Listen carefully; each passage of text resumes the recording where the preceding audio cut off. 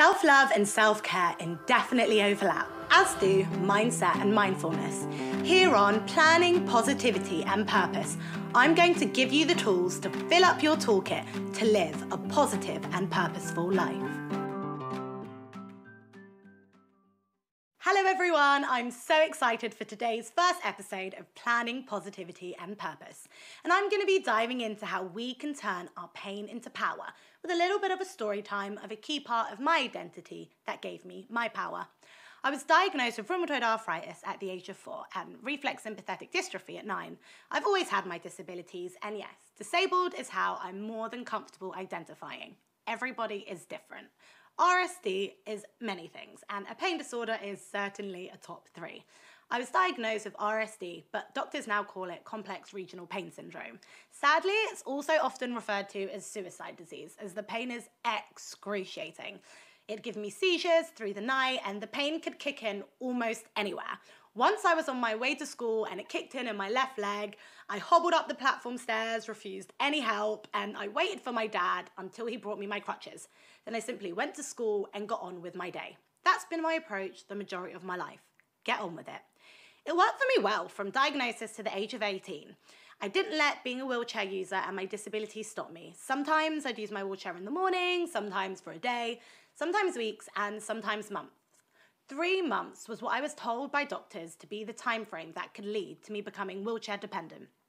2 days after having an episode that lasted 3 months, I recovered and never had one that lasted that long again. I didn't really know anything else growing up and was a really happy child who simply kept focusing on recovering and getting strong, as I really loved to dance.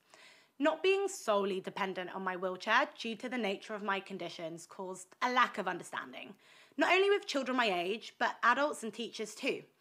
People would be like, but how? With children my own age at primary school, which is completely understandable, but it would still really get to me because, we're all curious at that age. However, there were incidents with teachers, and one in particular which always stood out. I was having a really good day with my legs, and I was running in the playground when a teacher stopped me and said, "How can you be in a wheelchair one day and running around another?" And it wasn't a question, it was a statement, and a rude one. Simply all. That's what it is. I was upset, and my mother was obviously raging. I was also on an outreach program for an extremely prestigious ballet company as a child, and in that outreach department, I faced discrimination due to my disabilities. I run outreach programs now as part of my arts platform, O'Kody Arts, and I have sworn to myself to make it truly as inclusive as possible, as with any other workshops and work that I do. No one should be denied quality arts education for any reason. I used a wheelchair for the last time when I was 16 and went into remission with my arthritis, and my RSD seemed to keep quiet for most of the part. I went to my dream theatre school at 18, and my training was primarily dance-based, and that's where I learned what chronic pain really is. I love my disabilities, honestly. I've always worn them like a badge of honour. I'd gotten so strong out of remission the 2 years prior, then training 10 hours a day physically with a get-on-with-it mindset became unsustainable. In my final year, I was put on medication to relax my muscles, which was also an antidepressant. It clashed terribly with my mental health, and I was really bad at taking it. I took more than I was meant to get through the day, and that just made my moods absolutely horrendous. Looking back, I see how much my resilience comes from my mother. She really nailed surrounding me with love when I wasn't well, whilst letting me know if I wanted something, I had to do it, regardless of my disabilities. Most importantly, if I needed help, I had to ask for it. This came to life on my first job when I was doing 8 shows a week and I was really struggling physically. I asked what I needed, and company management were amazing. They'd always have my dressing tables stacked up with ice packs so I could ice in between scenes and after shows, and I'd wear flat shoes in rehearsals as much as possible. This is the kind of thing at one time my ego and get on with it mindset would not have permitted me to do. The single most thing that has brought value to both my health and general quality of life is creating personal policies, as I like to call them, and which I explore in my book, Reflect, and will also be doing in the next episode of this podcast. Remember, I'll be putting out quite a few podcasts this week to introduce you to planning, positivity, and purpose. In short, personal policies are boundaries, which can be hard to do with others as people don't really like to hear no, and it's our nature to lean away from confrontation.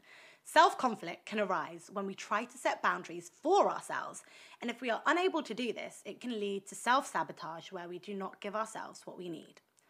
Loving yourself is a lot harder than self-care, even though self-love and self-care indefinitely overlap, and in most circumstances, they come as a pair. Self-care is a practical part of this relationship, and as we can physicalise it through the habits we put in place. Self-love, on the other hand, is the product of believing the practices you put in place, and this takes reflection. Through addressing the pain, fears, and other things causing a block to sustainable self-love and care, you can then begin seeking your core values. My core values are dedication, focus, and love. The boundaries I have for myself around my chronic pain are to dedicate myself wholly to living the healthiest I can be. Then I need to take action. No more than 2 runs a month if I want to run, eating the right foods, and having a really good morning and evening routine that enhance the quality of my sleep, as that really makes a difference in regulating pain. Pain is power, and we all go through challenging situations. If you take anything from today, I want it to be, how can you reframe your pain into power? So take some time to reflect. What is something that initially caused you pain, and what lessons did you take from it? What positive attributes has this challenge given you? How can you apply this positive attribute in other areas of your life? We'll be diving into all things planning, positivity, and purpose in this podcast. I wanted to share today's podcast with you to give you just a small insight as to where my passion for what I do comes from and how you can turn your pain into power.